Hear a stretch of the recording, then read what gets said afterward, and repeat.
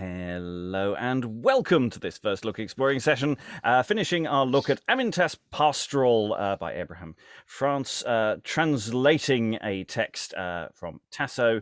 I'm not sure precisely in how much of a variation on the original it is, but it does something that does get translated rather a lot, which is odd considering content warning coming up. It does consider quite a lot of material on sexual assault, some of which has been suggested and bits of which will be reported in just a moment in the text. So be warned of that discussion coming, though hopefully in the end everything turns out considerably better than it is suggested that it might go. I'm your host, Robert Crighton, and reading today Amyntas in Act 3, and Phillis is... Rachael, actor on the East Coast. Reading Daphne, Elpinus, and Amyntas in Act 5 is... Lynsey Beauchamp, actor, strangely in London. Reading the chorus throughout is... Hi, it's Tom, and strangely in Brighton. And reading Thyrsis, Fulvia, and Ergastus is... Hi, I'm Greg, and I feel a sense of deja vu, but also very glad I'm feeling better. And we're going to dive straight into Act 3, Scene 1. Thyrsis and the chorus are about to have a conversation. Thyrsis has worries about what's going to happen to Amyntas, having witnessed some stuff earlier. Enter Thyrsis and the chorus. Oh, extreme disdain. Oh, most merciful hard heart. Oh, unthankful girl. Oh, proud and no pity-taking women cursed by kind, unkind, kind, kin to a tiger, kin to a poison snake. Oh, dame, nay, rather a step-dame, bungling artifice and nature which framed a woman's external countenance and outward parts to be cheerful, but the internal soul and inward parts to be spiteful. Oh, perchance, poor wretch himself have murdered his own self. Every place do I seek and search out every corner, every bush, each cave, each bank-end, every fountain, all these 3 hours long. By the well, where I lately left him. Yet no sight can I get, no hearing, no, not a footstep wherein he trod of late, not a footstep yet can I light on. Sure, he's killed. He's dead. Himself have murdered his own self. I'll ask these pastors if they can show any tidings. Good friends, have you seen, do you know any news of Amyntas? Some bad misfortune, thy mind seems greatly to be troubled. What means this sweating and blowing? Fearest any mischief? Mischief, fear indeed of Amyntas.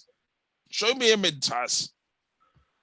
No body here saw him, since you too lately departed. But what mischief fearest? That's Amyntas, murder Amyntas. Murder Amyntas? Why? What work so desperate outrage? Hate and love. Two foes, the one the other deadly maligning, either sufficient, but both more mighty to murder. Yet make this more plain. To be too heartily loving and of a love last, to be too spitefully hated. But show all at large. This place is an ordinary thoroughfare. Here some men may pass that may bring news of Amyntas, and some wind himself may hither chance to be driving.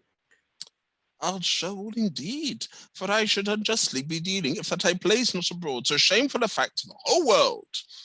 Wretched Amyntas knew, and you by my only relating, now I repent too late that I was so fond a relator, that Daphne and Phillis would wash themselves in a wellspring. Thither Amyntas went, but went very faintly thither, all unwillingly went, and backwards oft he retired, but that I still drove him most unluckily forward. Thus we went. And now came near to Diana's well, when, alas, we heard some doleful sound of a damsel that still cried, alas! and saw her woefully, Daphne, wringed her hands and wept, and seeing us to be coming, lifted her hands and voice, "Oh, run quickly," to Phillis. Phillis, alas, is forced. "Oh, run quickly to Phillis," to Phillis. Lover Amyntas leapt as a roebuck pricked with an arrow at these words, and flew and quickly hastened after. When we came,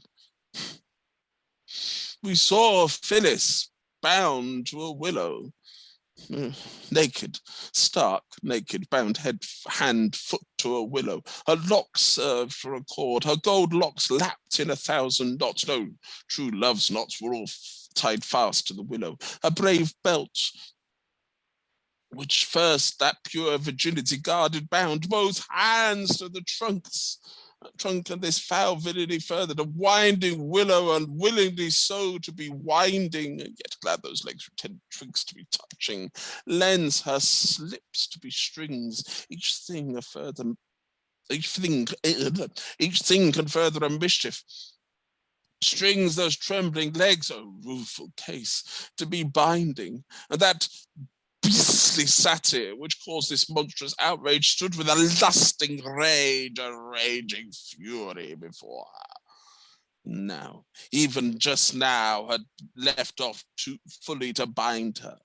Phillis strove as much as Phillis might be a striving, but for a naked girl with an armed foe to be striving. Bootless it had been sure if sharp and dart of Amyntas against that fleshy satyr had not been timely directed. And I myself, meanwhile, my lap with stones was a filling, which made justing beast at last for fear to be flying. Which made lusting beast at last for fear to be flying. When this flight gave leave to the loving eyes of Amyntas for to behold his joys, those limbs so daintily trembling yet for fear. At last he approached unto the naked nymph, and yet somewhat abashed. "Pardon, fair Phillis," quod Amyntas, "pardon, pray thee.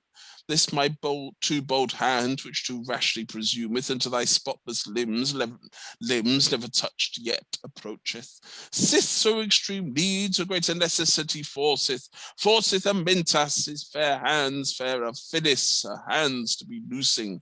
Let not then this grace, which fortune seems to afford them, seem any foul disgrace, or work any woe to my Phillis." Words well worthy to make any heart of flint to be tender. But what said Phillis? Not a word. But scornfully blushing, looks down, hiding all that bands would have to be hidden. Gentle Amyntas comes, and golden locks he releaseth, and as he unknits knots, those gold locks he bespeaketh. Golden locks, too good this senseless tree to be chaining, what shall lovers have, wherein they may be a triumphing? If love's lace can abide to be stretched from a nymph to a willow, paltry willow breaks with rude and boisterous handling. Golden chain, which gave such grace to the paltry willow, then those hard-held hands in such odd manner be loosed, as that he wished and feared, heart-holding hands to be handling. Lastly, to free her feet himself he begins to be kneeling. But when Phillis her hands from bands felt fully released, his loving service with these proud words she refused. "Touch me not! Hence, pastor! Mine own hand shall be my own leg's freedom. Touch not a nymph that's consecrate unto Diana." O graceless Scourgeon, for service dutifully offered, how can a nymph's sweet breasts harbour so filthy a monster? Gentle Amyntas, straked with these words, mildly retired and withdrew himself, not daring once to be lifting up those love-sick eyes, himself unkindly denying joys to his own poor self, that he might ease his bonny Phillis of that pain, small pain of giving him the denial. All this I heard and saw, whilst under an oak I did hide me. All this I heard and saw, and once I began to be speaking for very grief, yet I stayed. But mark yet a wonder. After long toiling her feet at last she released, and scarce her feet from bands at last she released, but those winged feet she bestirs as fast as a young hind, and to Amyntas gives not so much as a farewell. Yet no cause of flight, for Amyntas made not an offer. What did he then, poor man, when Phillis left him alone thus? That I can no way guess, for I was so mad to behold this scornful pride, that I ran to have brought her back to Amyntas, ran with might and main in vain, for I feared her would away still. And when I came backward to the well, then I missed Amyntas. Surely I fear he's dead, for I know that he's fully resolved, ere that he came to the well, himself to have speedily murdered. That's but an ordinary thing. For a lover, death to be threatening, but for an ordinary thing, any man for love to be dying. God grant it prove so in Amyntas. Doubt not. I fear it. Yet to the cave I'll go where sage Elpinus abideth. There, if he live, it's like that Amyntas will be recounting his forepassed pains to the rocks and watery fountains. With pleasant pipe, with voices sweetly resounding, make these rocks to resound and ring out tears from the fountains. And they exit. Act 3, Scene 2. Enter Amyntas, Daphne, and Fulvia. Thy pity was pitiless, Daphne, my dart to be plucking from this doleful breast. My pains and pangs be redoubled by differing death. What means thou thus to be turning and winding my troubled mind with 1,000 fruitless discourses? Thou think'st, perchance, that Amyntas will dispatch himself. If he do, that's best for Amyntas. Fie, for shame, leave of these wicked words, for I know that bashfulness, not pride, made Phillis run from Amyntas.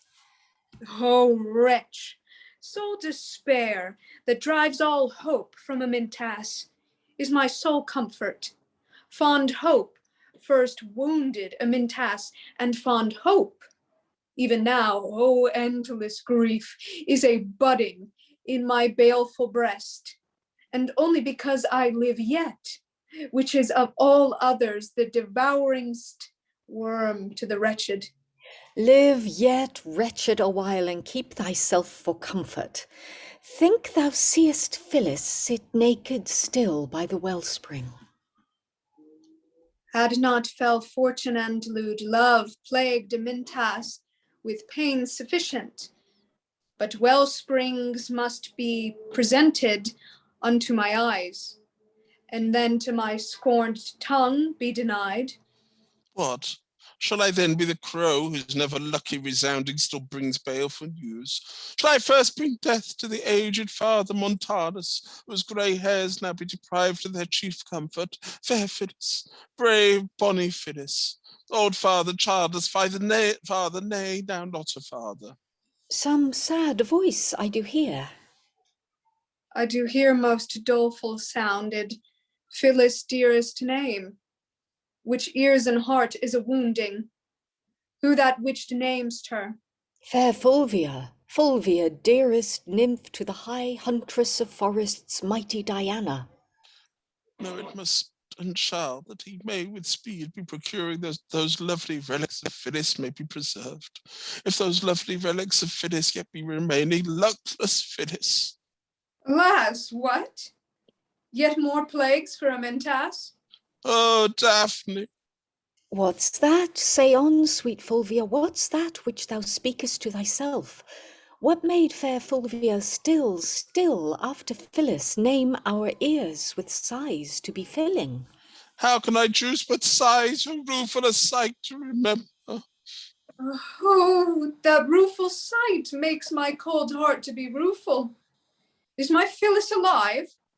Good Fulvia, kill not Amyntas with so long suspense. Let's know what may be the matter. Oh God, why should I tell such dead news? And yet I must tell. Phillis came naked to my house and told me the cause of her coming naked. You dress she desired me of all love's loving girl that I would accompany her to the pleasant ivy church's park and frame myself to the hunting. Both content, both went, and met with a company gallant of flowering damsels waiting on Pembrokiana, with foes and arrows on prince like Pembrokiana. Much time with pastimes was past, sports drew to an ending, and on a sudden low, where erst no wolf was abiding, ravening wolf runs forth with blood-red mouth from the bushes, and on a sudden low, whilst others' bows be a-bending, Phillis sent her shaft from her own ear unto the wolf's ear. So much wrought in her heart sweet sight of Pembrokeana. So much did she desire to be praised to Pembrokeana. Wounded wolf to the woods, that Phillis runs to the wounded wolf with a dart in her hand.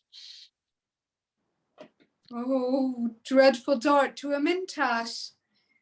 How can a pleasant end come from so deadly beginning? And with another dart to the self-same place I repaired, but wolf and Phillis, flew sped the one, glory the other, were quite out of sight. Yet I traced them both to the thicket, a most desert place. There, oh dear dart, my Phillis. There lay Phillis's dart, and not far thence was a white lawn wherein Phillis's locks enwrapped were by my own hands. As I turned about, 7 other wolves by the naked bones were mangling, cords, gore, blood were greedily licking. And as chance it would, God such for chance had Phillis, I saw them, yet they saw not me, they were so greedily gorging, and so bent to the prey, so thence for fear I retired, and this is all that I know, and here's that lawn that I spake of. And is this not enough? O lawn of my bonny Phillis, O bonny Phillis blood, thou'rt dead, my sweet bonny Phillis. Oh, double death's wound, dead Phillis murdereth Amyntas. 'Tis but a swoon, for he breathes, and lo, he's quickly revived. Grief, leave off lingering, make quick dispatch of Amyntas. Grief, thou'rt too slow. If death be reserved for Amyntas' hand, he'll take it in hand. For alas, if naught be wanting, unto the highest point of grief, if naught to be added, unto Amyntas' woe. For what then stayeth Amyntas? O Daphne, Daphne, was Amyntas lately repelled from death, sweet death's door by Daphne's means? Was Amyntas kept safe for these joys? Oh, then I might in a good time have discharged myself of a huge and horrible Etna. But Daphne would not, but cursed destiny would not, least that I might by death those plagues have timely prevented, which accursed fates for Amyntas lately prepared. But now, since my woes at last are come to a full growth, Destiny and Daphne may well let me be dying. Yet defer thy death till certain news be received, whether Phillis live or die, and then be resolved. Live or die? Who doubts? Would God that were to be doubted. And would God my tongue had cloven to my roof when I blabbed. Give me the lawn, good nymph, white lawn, which only remaineth of sweet white Phillis, that I may instead of Phillis kiss my Phillis lawn, and so my joys be prolonged, be prolonging, so my shortened days with contentation ending. What shall I give or keep? Lewd cause whereof, for he desires it, wills me to keep it still, lest it bring fancy to fury. Nymph extremely cruel, that thinks it much to be giving, one poor piece of lawn, even at last gasp of Amyntas. Well, then I yield to my death, and destiny no pity taking. Let lawn stay with you, and you stay here for Amyntas. Hark, come back, here, take, oh stay, and run not, Amyntas. And yet Amyntas runs, enraged, desperate, headlong. Yea, and runs so fast that he is not like to be outrun. Therefore better I were to my journey's end to be hasting. And yet I grieve myself, Montanus is mine to be grieving, lest these news inflict as deadly a wound in a father, and they give they gave even now to the fainting heart of a lover. And they exit. End of Act 3. There's quite a lot to unpack here. First of all, just the nature of the location. So Ivy Church Park is literally the location where this if it was performed is where it is. So it may be a site specific performance. It's certainly a site specific text. So it is the home of Mary Sidney, who is the dedicatee of the material, the Countess of Pembroke, and Countess of Pembroke is Pembrokania, literally. So that's when they're talking about this particular nymph who is out hunting. That is a paean to the actual person who this text is dedicated to. Though why you would want to dedicate so much quite creepy material to the Countess of Pembroke, I'm not quite sure, because we've got two descriptions, coincidentally both read by Greg, it's entirely unplanned, of what's happening with Phillis. We don't see any of the things happening with Phillis, which is a good thing, really, because it's problematic at the best of times. It's even more problematic when we see it, because she spends most of the time naked.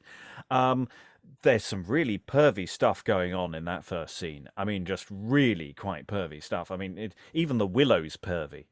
And it's, yeah, there's something very, very troubling about the way all of that is put together. And even actually the description of her putative death is not untouched with that sort of framing of it all. Thoughts on the room, Rachael? I think. I just thought it was interesting that it's Thyrsis that's telling that, and he says that Amyntas looks away. But it's obvious from the description that he's giving that he did not at all turn away. And there's some, I think there is some doubt in my mind because of who's delivering this, and that Thyrsis runs after her in the end while she's nude. That, there's not something creepy that he was, perhaps trying to do himself. Not bring her back to Amyntas, but maybe something unsavory, and he just happened not to find her. Yeah, there's something there's voyeuristic about all of what Thyrsis is talking about. He's there in the bushes watching, and yet I stayed. All this I heard and saw. All this I heard and saw. Yeah, it's really, really quite odd. Especially as the chorus don't seem to acknowledge any of the weirdness of what's being related. These shepherds are just going, oh yes, this is just what it's like every day around here, us and our sheep. Lynsey. Yeah, I was feeling in that first scene from Act 3 that Thyrsis wasn't sounding like a contemporary of Amyntas. He was actually, his voice and what he was saying was reminding me more of a kind of the sort of obstructive father kind of voice, a lot of shaming of the woman and silly girl kind of thing. So it was very strange to think of them as sort of, presumably they're meant to be kind of two young men who were great pals, but Thyrsis just, I don't know, the text kind of made him seem very different somehow. He reminded me of someone whose name I can't say. Okay, fair enough. Pop it in the chat. Yeah, I see what you mean. We haven't identified actually a precise aging for him. We know that Daphne is supposed to be an older, or seems to be a much older confidant, possibly a nurse figure to Phillis, whereas Thyrsis was feeling initially was feeling more like a contemporary, but he might just only be, just that slightly older, but within spitting distance kind of area, someone who might feel that they're, because, he's there making suggestions and those things. So, but yeah, maybe he's much older. I don't think we've got any actual aging evidence that's authoritative there. Tom. And I like the way it's sort of like the nobility of it is played out against this foreground, if you like, of nature being red in tooth and claw type of thing. It's they have this striving for nobility in the relationship in the heart against satires and the wild woods, if you like. Yes, we've got so much nature imagery all the way through it, and so even the nature is a bit creepy. I mean, it's not Sylvian paradise here. This is a very dark world. I mean, Fulvia comes in, to lament relate the death of Phillis.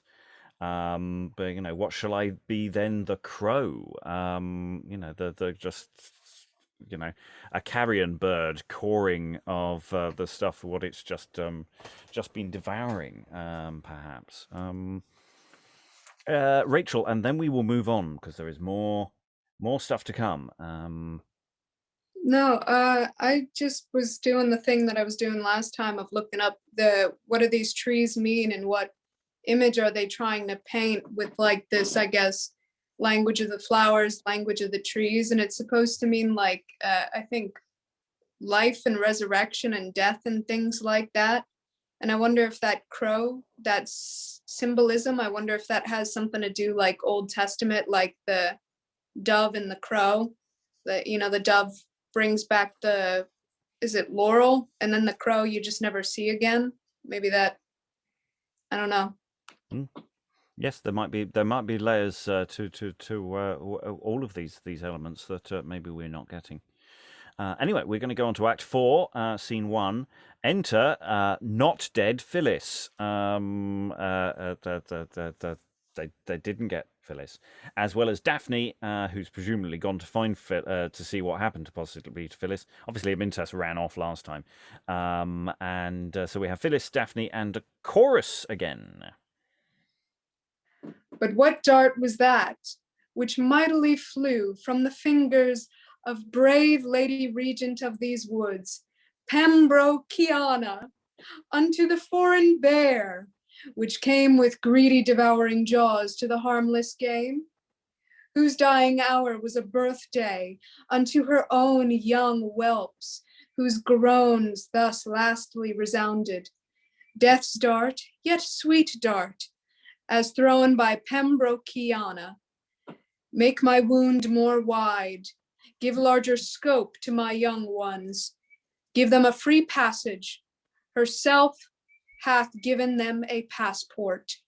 Phillis, for your sports I do much joy, but yet 1,000 times more for yourself, sith you so quickly revived, live yet safe and sound. For Fulvia lately reported strange news of your death. Would God that Fulvia had been dumb or another deaf. One mischief draws on another. And in truth, just cause had Fulvia for to believe so, sith that I was not like from death's door, so to be scaping. But yet no just cause had Fulvia for to report so. Now let's hear at large thy dangers and thy deliveries.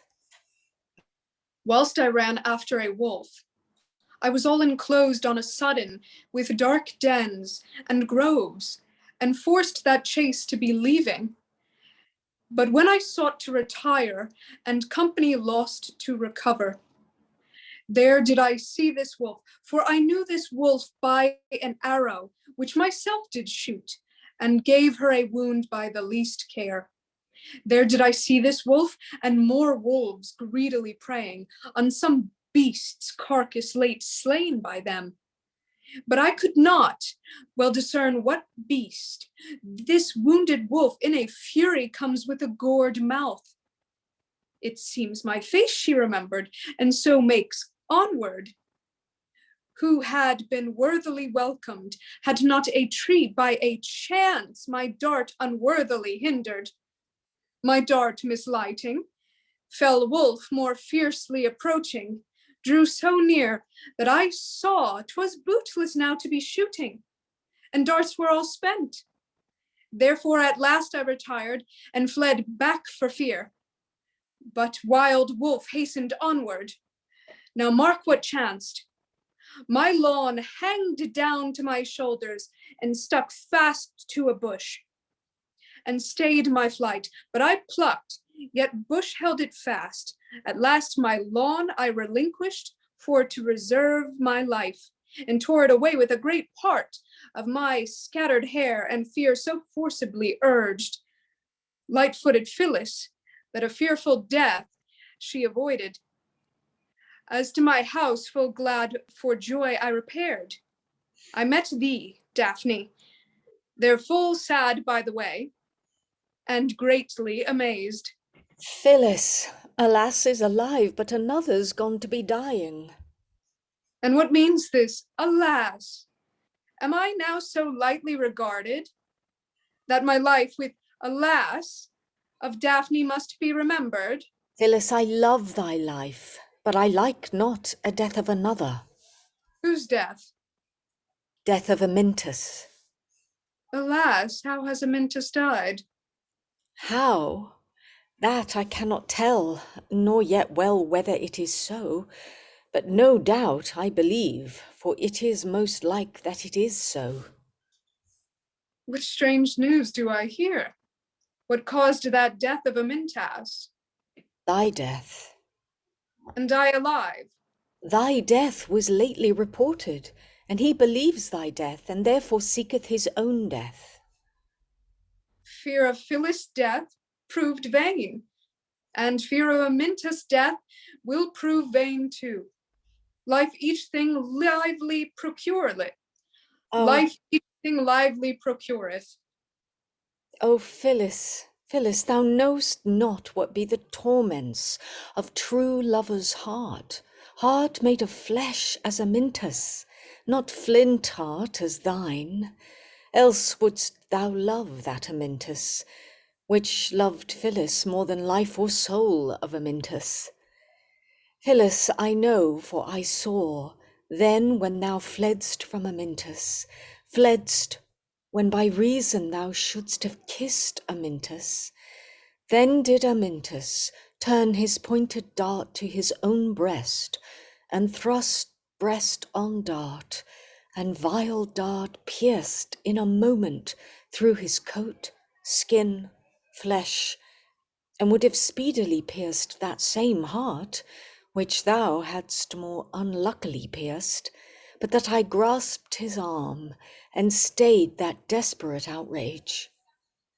And now that small wound perchance will serve for a first proof of cursed courage, and mind unkindly resolved, and that dart make way, and a passage show, to a damned knife or a baleful sword, with freer scope to be murdering.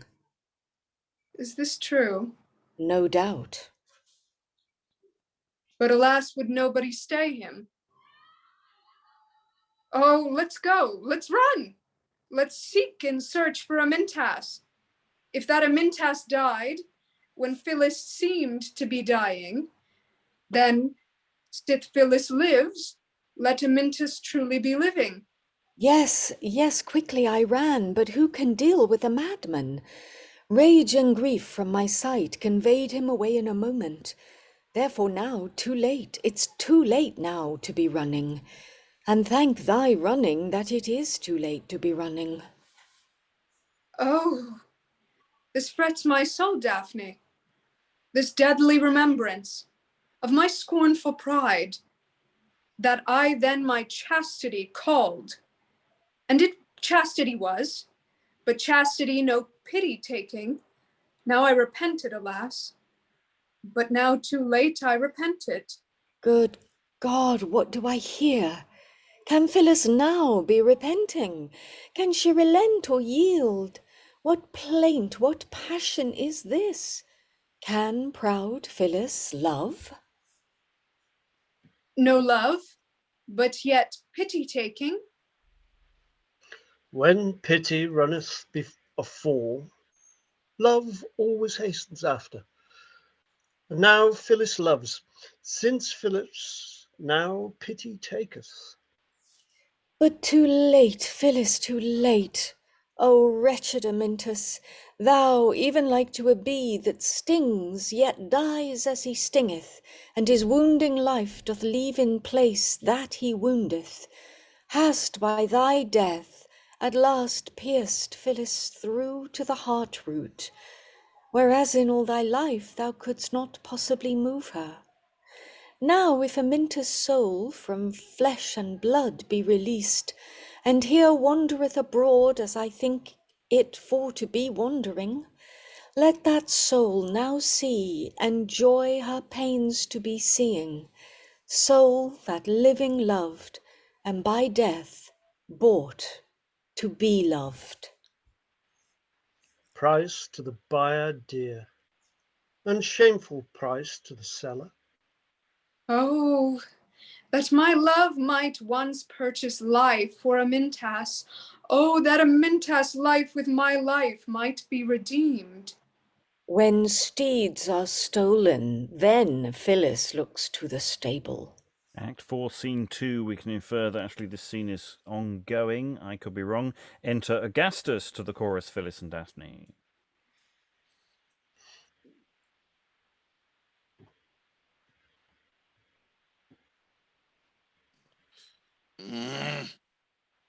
I am here.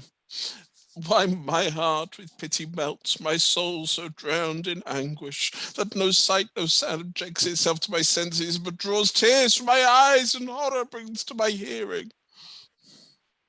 What's this new man's news that makes him look thus amazed? News of Amyntas' death. This death news brings me to death's door. Most noble pastor that these woods lately frequented, gentle, loved of all, to the nymphs dear, dear to the muses, and but a stripling died, and what death! Oh, let us hear it. Oh, let us hear it, alas, that we might all be a moaning his mischance, our grief.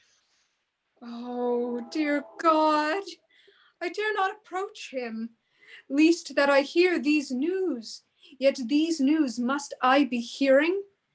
Heart of stone, hard heart, cursed heart, what makes thee be fearing? Go and encounter these knives, these darts that he bringeth, and soul-wounding tongue, that there show thyself to be stony. Pastor, I come for part of these news rightly belonging unto my damnable heart, and due, more due to my hearing than thou canst conceive. Then spare not freely to give it. Phillis, I surely believe that I heard this wretched Amyntas with thy name, his life and lamentation ending. Ill news differing is a plague as great as an ill news. Late, as I mended my nets on a hill for troubled Amyntas, horribly vexed and chased in face and action altered, passed by my side in a rage, but I stepped and hastened after and overtook him, for I mused what might be the matter. Good friend Ergastus, quoth he then, now do me a pleasure, come with me. Come with Amyntas now and mark what he does as a witness. Stand as a witness by, but first swear so to be standing, and my deeds so marked in no respect be hindering. Here, I, alas, poor fool, for who could ever imagine such detestable act as he purposed then to be working, rapped out horrible oaths straight away, and swear by the mighty night-wandering Hecate, Pallas, Pomona, Priapus, Pan, pastors, God, that I would perform what he willed me. That then did he lead me along to a steep and horrible hilltop, or abrupt and rough, and made so fearful a downfall that my limbs all quaked when I looked from the hill to the valley. Here did he pause for a while, and somewhat seemed to be smiling, which rather made me so but rather made me no mischief for to be deeming. Then, quoth he, what thou seest, that tell to the nymphs, to the pastors. And at last these words with a downcast look he resounded, if that I could as well command those greedy devouring throats and teeth of wolves, as I can soon leap from a hilltop. As my life did die, oh, then so would I be dying. Then should these my limbs and cursed corpse be divided as those tender joints. Oh, grief were all to be mangled, but since frowning skies wild beasts now will not afford me, which yet I know in time will come this flesh to be tearing, this must I serve. Short death, though sharp a death I deserve. Phillis, I come straightway. I'll come to thy company, Phillis. If thou dost not yet disdain my company, Phillis. If that I were but sure that death brought an end to thy anger, and that my coming would give me no cause to molest thee, then should life with joy leave well contented Amyntas. Phillis, I come, scorn not my company, Phillis. Thus said, lightly he leapt, and headlong fell to the valley. My soul quaked for fear. Oh, grief! Oh, woeful Amyntas! And why stayeth him not? Was't fear thy oath to be breaking? Oh no, for when I saw his mind thus bent to that outrage, oaths in such case fain, I began to be lightly regarding, caught hold by a paltry girdle, break by the swing and weight of Amyntas. Part for the Amyntas went, and the other part I retained. Oh, but where's the corpse and bruised bones of Amyntas? God knows. For by the fall my senseless soul was amazed, neither durst I behold his corpse unluckily quashed. Oh, strange news indeed. Break neck, break heart of Amyntas. Oh, pitiless Phillis! Well may thy heart be stony. Heart, if breakneck news cannot yet break it asunder, if false tales of death, her death, who hated Amyntas, took his life yet away. Good reason then that Amyntas, true death, too true death, whom I hate lovely requited, should take life from me. And so it shall, with an endless grief of troubled soul, or too slowly, revenging stroke of a murdering hand, or this same piece of a girdle, alas, that left his master Amyntas for good cause, that so proud Phillis might be rewarded, and his master's death with Phillis' death be requited. Luckless girdle, alas, of too luckless Amyntas, take no scorn for a while in a bosom vile to be lodged, sith to requite, to revenge thou mean'st therein to be lodged. Phillis should have been true turtle dove to Amyntas in this lightsome world, but Phillis proudly denied. Therefore by thy means Phillis shall meet with Amyntas in those darksome dens, as Phillis rightly deserved. Poor distressed soul, forbear thyself to be plaguing. His fact, not thy fault, drew his confusion onward. Pastors, why do ye mourn? What mean these heavy bewailings? If you mourn Phillis, Phillis no mercy deserveth. Sith this merciless heart to Amyntas mercy denied, if you mourn his death, who had no cause to be dying, no such mourning can suffice for murdered Amyntas. Dry those tears, Daphne, and wipe thy watery fountains, and come, yet come not for me, but come for Amyntas. Help me to seek and find, to tomb those bones of Amyntas. For this I stay yet alive, this funeral obsequy only Phillis can perform for baleful love of Amyntas. And though murdering hand pollute so sacred an office, yet sit Phillis her hand perform so sacred an office. This will Amyntas take as a most acceptable office. Phillis, I yield my help his scattered bones to be searching, but so that Phillis make no more talk of a dying. All this while to myself did I live, but now to Amyntas, or to Amyntas bones. Crushed bones, so long will I live yet, and live no longer, my life, his funeral ending. Pastors, but yet where's that way which leads to the downfall? There.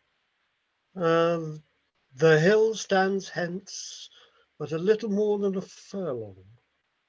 Come, let's go and search. I'll guide thee, the place I remember. Pastors, all farewell. Farewell, fair Pembrokianas, Ivy Church's park, and fountains watery, farewell. This nymph takes her leave, as though these so many farewells were her last farewell, which should cause deadly departure.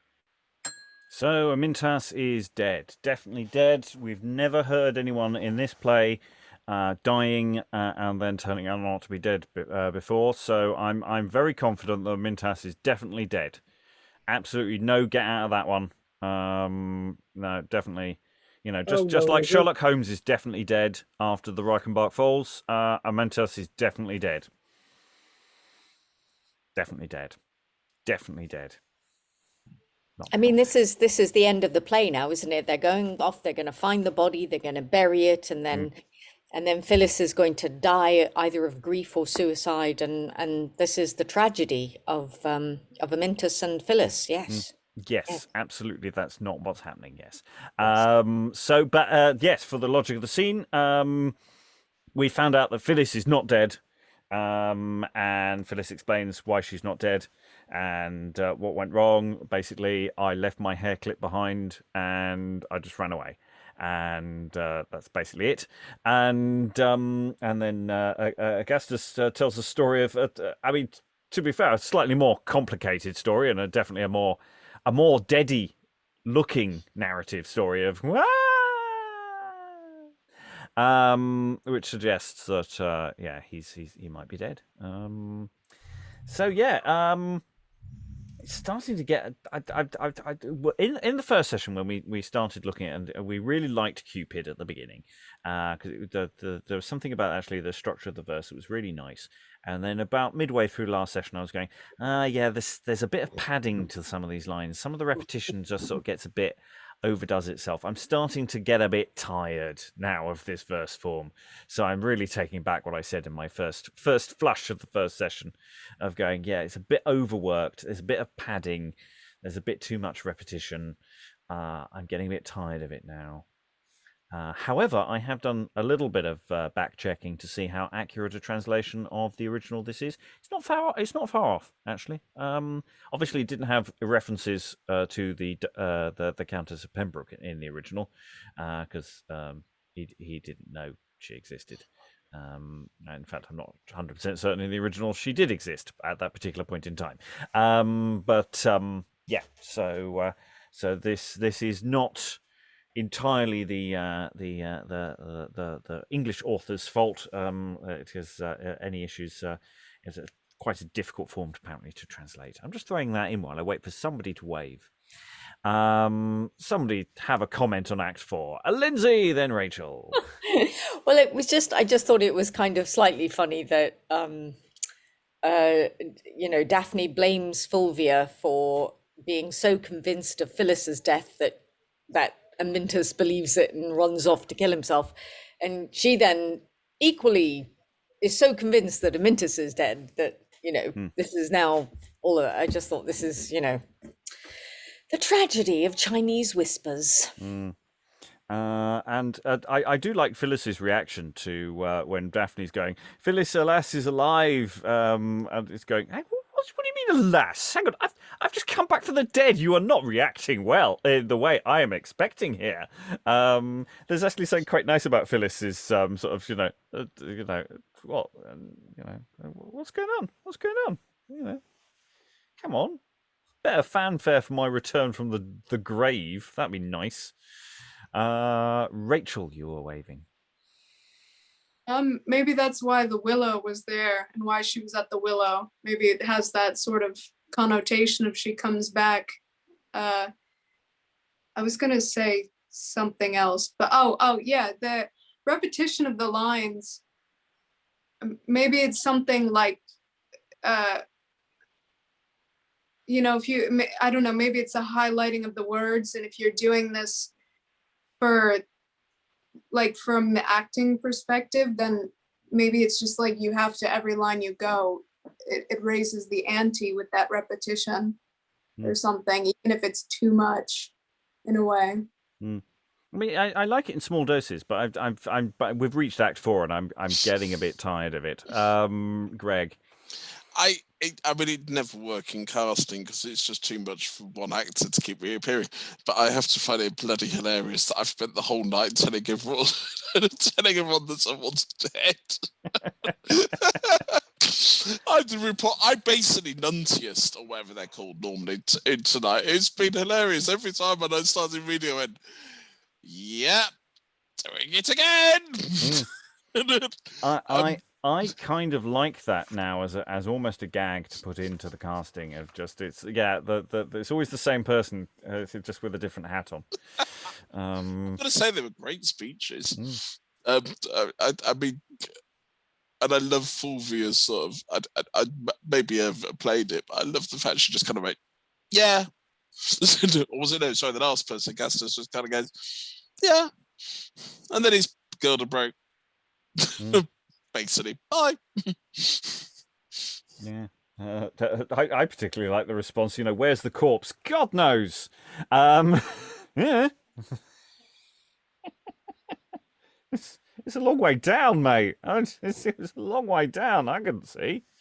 We don't have glasses in this particular, in a pastoral idyll. My eyesight's terrible. Can't see that kind of thing. I'm being very frivolous now. Any other serious thoughts from the room from as we go forward? I think I've got lots of things I'll say, but at the end, I think I will throw them in. So, Act 5, we have scene. Act 5, Scene 1 with Elpinus. Perhaps. We haven't decided how to pronounce it. Elpinus, anyway, and the chorus. Love's eternal laws are most unworthily blamed. Upright laws indeed, in show, though somewhat unequal.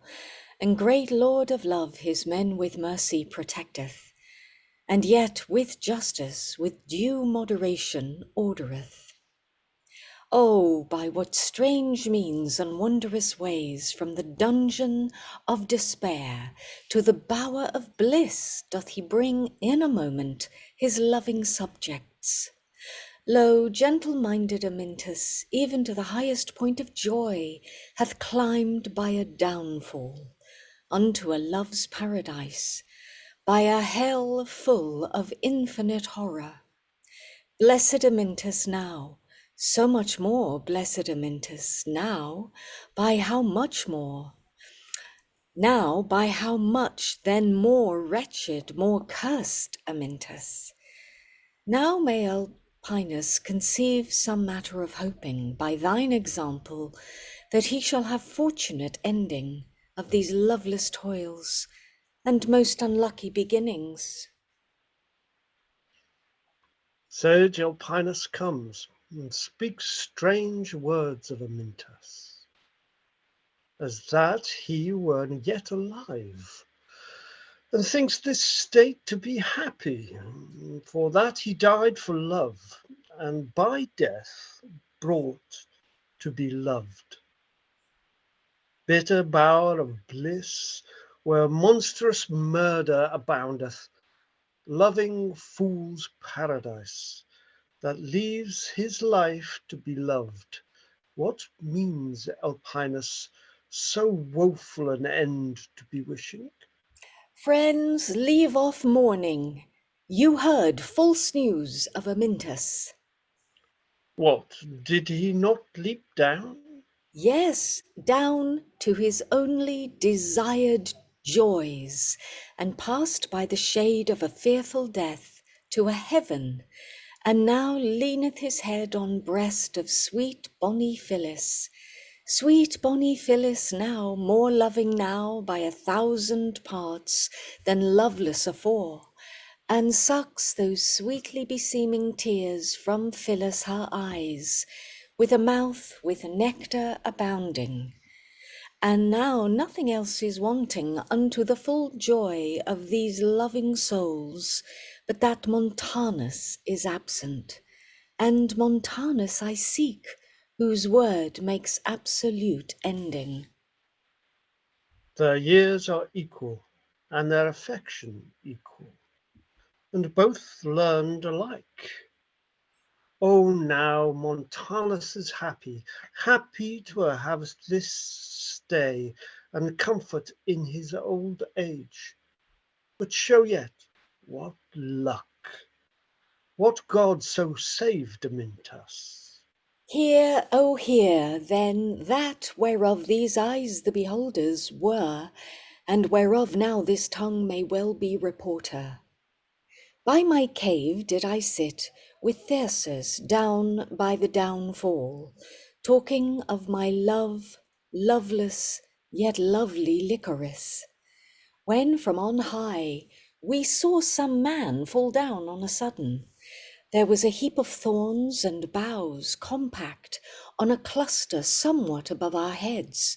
'Twas his hap there first to be lighting, which although by the swing and height it bursted asunder, and all came tumbling, and fell down flatly before us, yet by this encounter that fall proved not to be mortal, though sore and painful, making him lie as amazed 1 whole hour and more, as unable his eyes to be opening. We too, astonished to behold so fearful an object, stood stark dumb for a while, although we knew 'twas Amyntas. But perceiving that this fall seemed not to be mortal, our whole endeavours were applied, his woe to be swaging, and sent one forthwith for cunning Alphesibius, whom that great god learned Apollo made to be skillful in herbs, when he gave me the gift to be singing. But now, in meantime, when Thyrsis 'gan to rehearse me all those secret woes and forepast pangs of Amyntas, Daphne and Phillis did meet us there on a sudden. Daphne and Phillis, who sought bruised bones of Amyntas, whom they thought to be dead, as then was told me by Daphne. But when Phillis saw her long-looked lover Amyntas discoloured, bruised, sore wounded, then with a raging voice and beaten breast, on Amyntas flatly she falleth, face to Amyntas' face, and mouth to the mouth of Amyntas. Was not Phillis abashed? Unseemly to lie on Amyntas? Shame to a faint heart love doth sometimes serve for a bridle, but true love indeed contemns so bashful a bridle. Afterward with tears his bloodless cheeks she bewashed, and those tears so wrought that Amyntas quickly revived, opened his eyes and breathed, which breath so luckily uttered, encountering Phillis' sweet breath, was lovely received. With what an endless joy these two lay sweetly together, either in other's arms or either shore of another's life and love. Lovers may think, none else can imagine. Is then Amyntas safe, that he needs not fear any danger? Safe and sound, but that those thorns have partly defaced his fair cheeks, and sides did somewhat chance to be bruised, but that's just nothing, and works no woe to Amyntas. Happy Amyntas now, that showed such sign of a loving heart, and so at last obtained to be loved of a loving soul. His past pains make present joys to be greater, as yourselves shall see, for Phillis comes with Amyntas hitherward hard by. Myself must first to the lodging of rich Montanus, persuading him to be yielding unto the purposed match. And thither they be appointed shortly to come this way. And now it's time to be walking. So, the end of that scene, and we can sum it up by going, Amyntas alive! Yeah, so Amyntas is alive, apparently, and, well, apparently Phillis sort of fell on him. So, there we go. I think, interesting. Yeah, so, yeah, that's, they're good. So, yeah. Yeah. I think we'll just go to their reconciliation, won't we? Okay, Act 5, Scene 2. We have a different Amyntas because of Amyntas was also played by Phillis. So Amyntas has now switched over to Lynsey, and Phillis remains with Rachael. So Act 5, Scene 2, enter Amyntas and Phillis. Dear life, when shall I once have full possession of you? When time comes, I'll tell. Fruit too soon plucked is a sour fruit. If too late, rotten. Then pluck when time is appointed. Oh, yet come, sweet light of these mine eyes, to the arbour, and 10,000 woes with a good turn once be requiting. What good turn would you? That which cost you not a dodkin, and yet would content my mind much more than a treasure. What's that?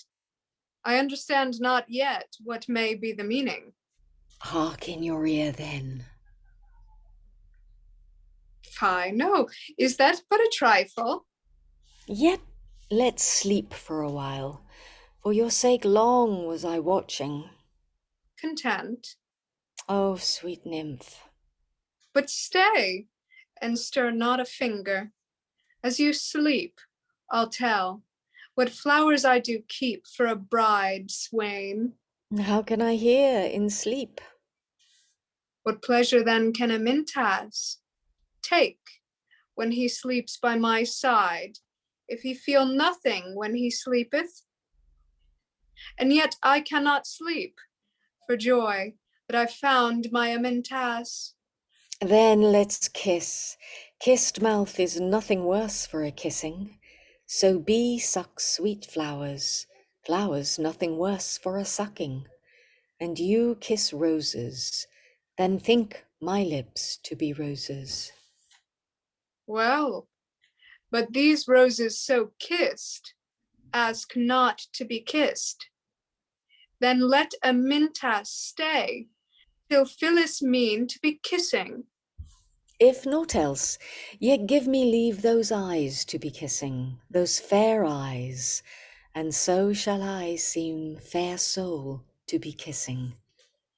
You would kiss mine eyes, which ever afore, with 1,000 sighs and sobs you cursed, for throwing darts at Amyntas. Now I desire your eyes of purpose for to be kissing, thereby so to declare by this so lovely a token, that your murdering eyes, my cursing lips be for ever now made faithful friends, and all contention ended. And if Phillis think herself not fully revenged, then let her own teeth bite these lying lips of Amyntas. If that Amyntas cease mine eyes any more to be cursing, why should Phillis then for spite his lips to be biting? If no kind of kiss from Phillis may be procured, yet let an embracement to Amyntas his arms be afforded. With good will? Most good. What better will to Amyntas? But yet stay. Phillis must first get a boon of Amyntas. Oh, what gift shall I grant, what boon seeks my bonny Phillis? 4 or 5 apples from the tree that grows by the hilltop. How can I come to the tree for briars and so many bushes?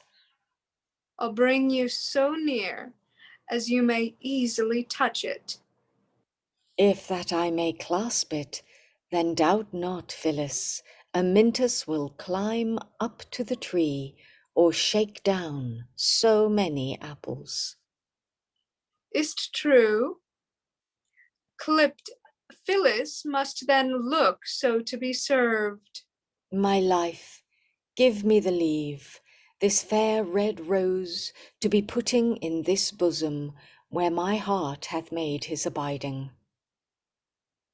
Oh, so might you prick your heart with thorns of a red rose, or take it from my breast perchance, and give it another. Grant me this one grace yet, this favour do me for all this. Give me thy snow-white hand to be clept and kissed of Amyntas. So by the hard gripping, hot kissing lover Amyntas, Phillis' snow-white hand may melt, or chance to be bruised. What kind of love's this that Phillis bears to Amyntas? Discreet and sober. Well, then this shall be my sober and yet lovely request. Sit down, that I may be beholding that fair Phillis' face, and hear her sweetly resounding. Phillis must needs yield, when Amyntas duly demandeth. They sing these Asclepiades.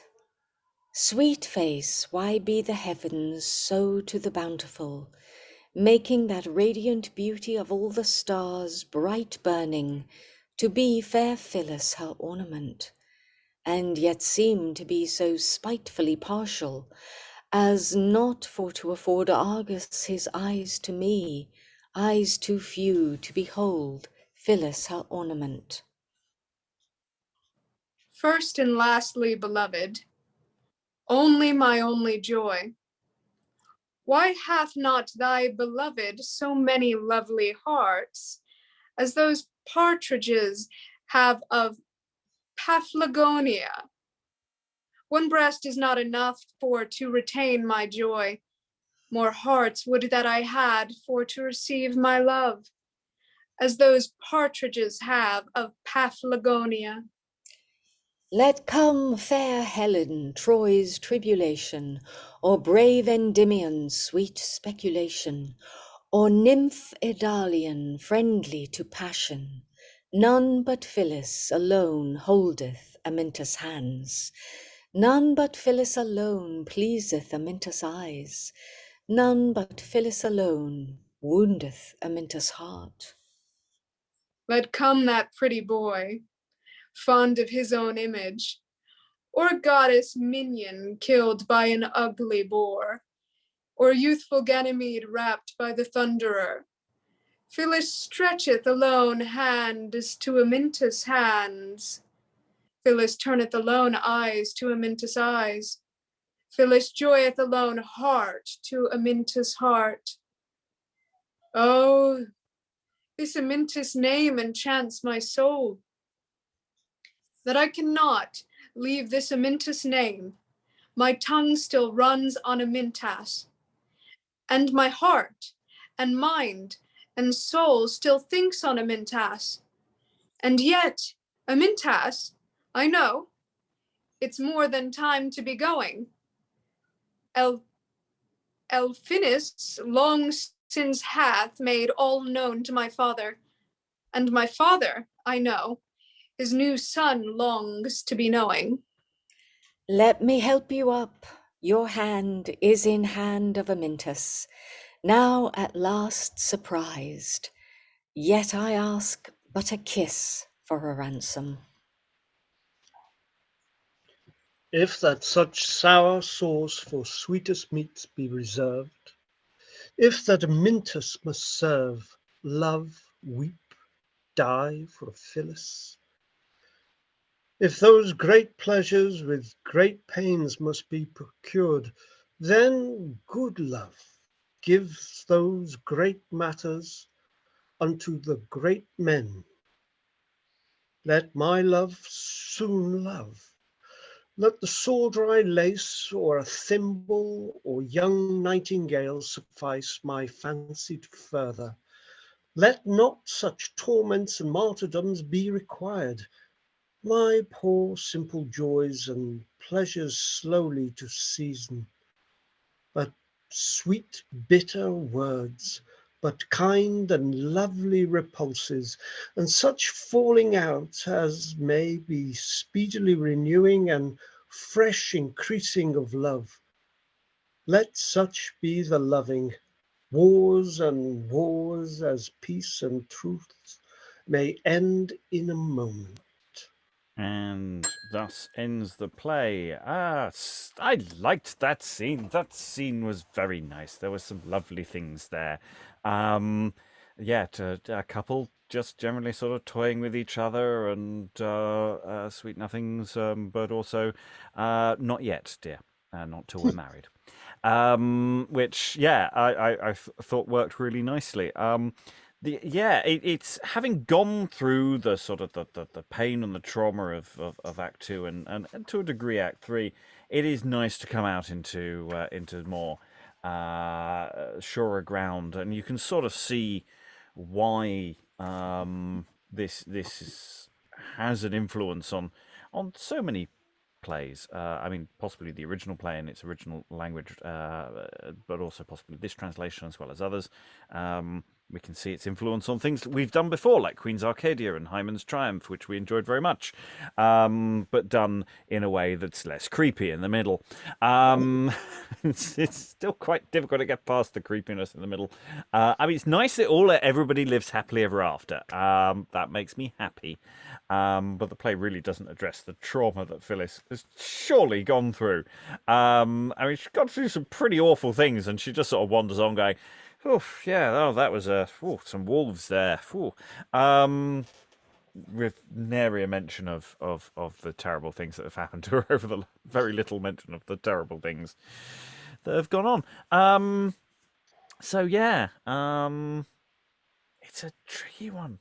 There is a lot of good in this. There's some good stuff. I still don't understand why the hell you'd pull it forward for the Countess of Pembroke and dedicate it to her. It seems very weird.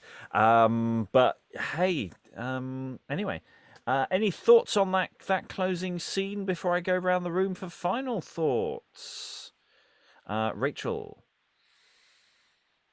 Was this like the first and last play this guy ever dedicated to the Countess of Pembroke? Because Oh no, there's loads more. They're not necessarily plays. There's more poems and other stuff. This is part of a sort of mini sequence of stuff. So at the very top of the manuscript, we've got this is containing the affectionate life and unfortunate death of Phillis and Amyntas. That in pastoral, this in a funeral. There's more that follows after this. There's a second part, and I think there's a third part as well. They're not plays. They're just verse on similar themes. So, but no, he does all right. I mean, it's always an interesting question, actually, how it would be received by a woman in the late 16th century, because of course we just because she's a woman doesn't automatically mean that she's going to have the sort of modern reaction that we would have today. Doesn't mean she wouldn't. Maybe she just smiled and said thank you very much. And moved on. But yeah, the question of reception is really interesting on that front.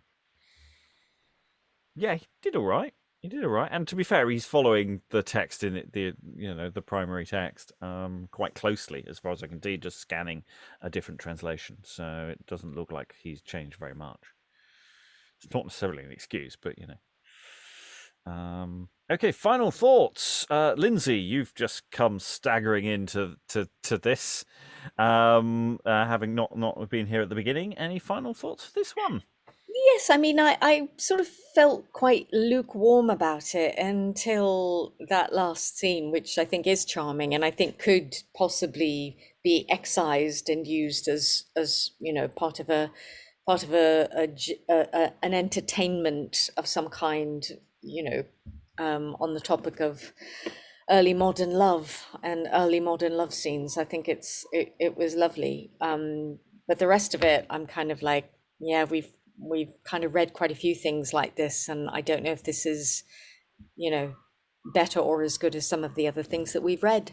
And obviously, I wasn't here for the first part, so I wasn't, privy to all the kind of PTSD things that have, been going on. So, yeah, like the last bit. Well, sometimes this is interesting because it's clearly a very influential text on other pastoral plays that come later. So but just because you're the innovator doesn't mean that the innovation is perfect or brilliant. It's something that other people then take and run with. So that's the thing about being the originator of something doesn't automatically mean it's the best example of that genre. Because I say other people have the opportunity to say, well, maybe we'll just tone that bit down and turn that thing up and do more love stuff. I think I just got rather bored of people coming on. I mean, coming on and saying he's dead. No, he's not dead. She's dead. No, I know she's not dead. She's alive. Yeah, no, she's bloody alive. He's bloody alive. No suspense. Yeah, and it's not like you're saying this is like the ending of a tragedy. Well, at least in the tragedy, they're fucking dead. So we can feel sad and move on. Whereas it's sort of like all this stuff for effect. But yeah, I think this is why this last scene, in a way, could be just removed and done as separately as part of other similar scenes on a theme, because you don't need to know any of the backstory for that scene to work and to be charming and interesting and playful. It just exists on its own quite happily, I think. So yeah. And that's the other thing is, in a sense, weirdly, my biggest problem now with the text is not the really problematic material. It's the fact that I was a bit bored about people making speeches, which probably makes me a terrible human being. Greg, any final thoughts? You've similarly are only here for this session, so again, thrown in at the death end, as it were. Sorry. I've never had so much fun reporting deaths, I have to say. I mean, there's some glorious lines in here, and there's some glorious speeches, and that description from what's his face, Thyrsis, or whatever his name was at the start, that I did,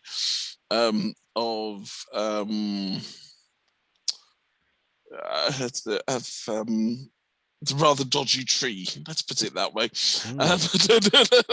That Willow had issues, man. Yeah, I definitely wouldn't. He definitely wasn't weeping. Let's put it that way.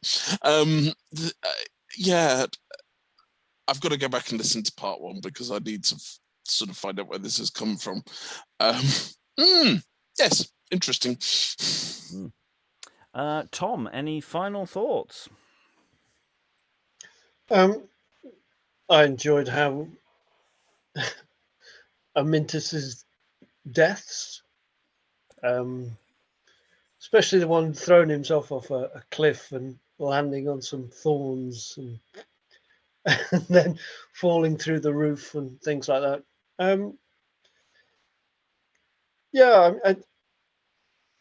It tried to get that sort of like sprung rhythm of Gerald Manley Hopkins, it's and I don't know if it is better not in translation.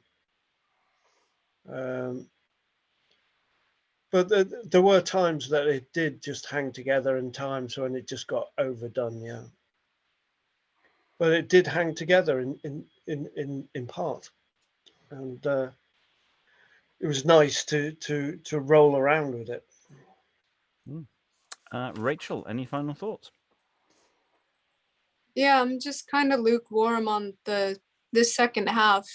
I think I don't know. It's not bad. It's just it's kind of the long speeches, and then kind of to what Lynsey said, that we've had, some of the people that took inspiration from this first.